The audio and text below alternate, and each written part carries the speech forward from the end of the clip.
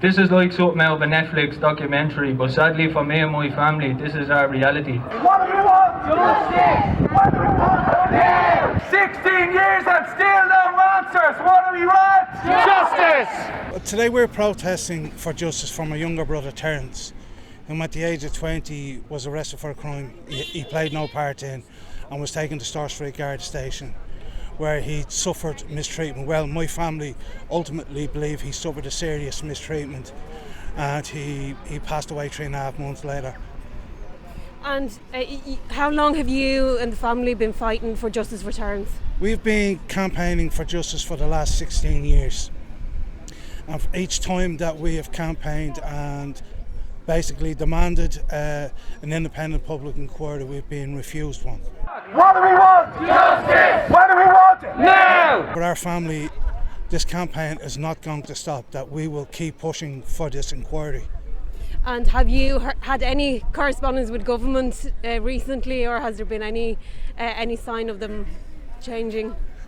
No, we've heard nothing, but the only thing that has happened is that some politicians who spoke on our family's behalf, which we are forever grateful for, have brought this up in the Dáil, and they've just basically refused it. They're saying that there was an investigation already done, but to our faults, we have no faith in GSOC. We have no faith in the coroner's court. That Garda, investing Garda is a joke. It's an utter joke. It's a cover-up.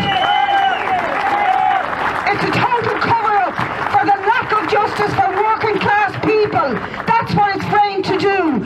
To cover up for the guards who attack the working class, who dismiss them, who beat them, who often kill them. Terence was not the first and he won't be the last, and we have to have an end to this. We want answers! We demand answers! We want answers! We want answers! Gemma, tell me why you've come down to support the Wheelock family here today. So we've all come down today to fight for justice for Terence Wheelock and his family. It's been 16 years too long that they're fighting for justice. That is so blatantly obvious, you know, the wrongdoings here and the cover up, and we're here today to show them that, you know, it's not getting, you know, the determination, this is not going to get less and less every year. It's only going to get stronger. You know, we have the power now of social media, and more people are hearing about this and are outraged, not just the community, outside of the community. And this is kind of, you know, this is one instance that just went way too far of a microcosm that we see constantly all the time around here, with the police picking on young fellas, in particular young men, and we're here to show them today that this is not going away. Terence Wheelock! What do we want? Justice! So Gary, can you tell me why have you come down to support the Wheelock family here today? For a number of reasons. I've come down firstly to support the family because 16 years of injustice and absence of truth is unfair for any family to have to deal with when they're grieving for the loss of a son, a brother.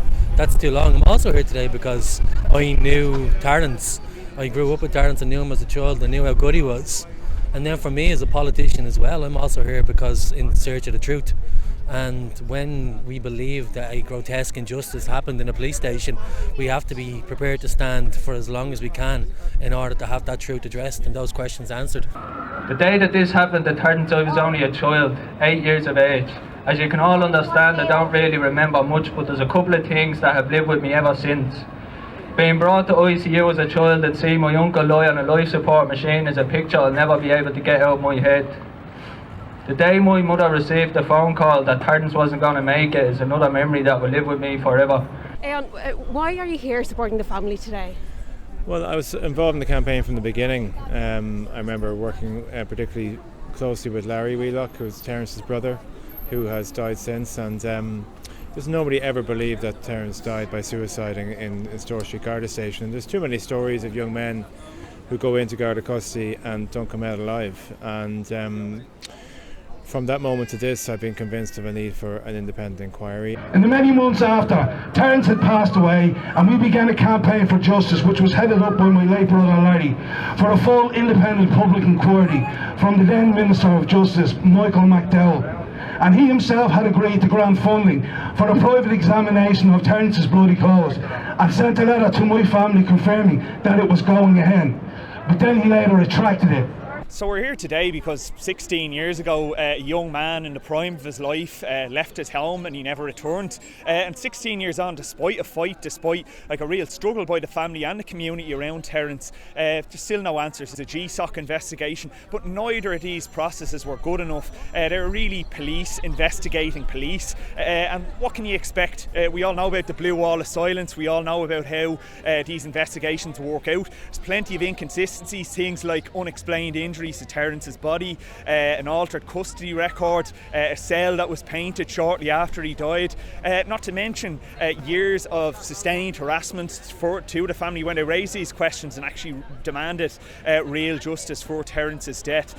So I think we're here today because there needs to be a norm whenever anyone dies at the hands of the police or after an interaction with the police. There should be an independent public process that's completely transparent and that people can trust. Terence Wheelock!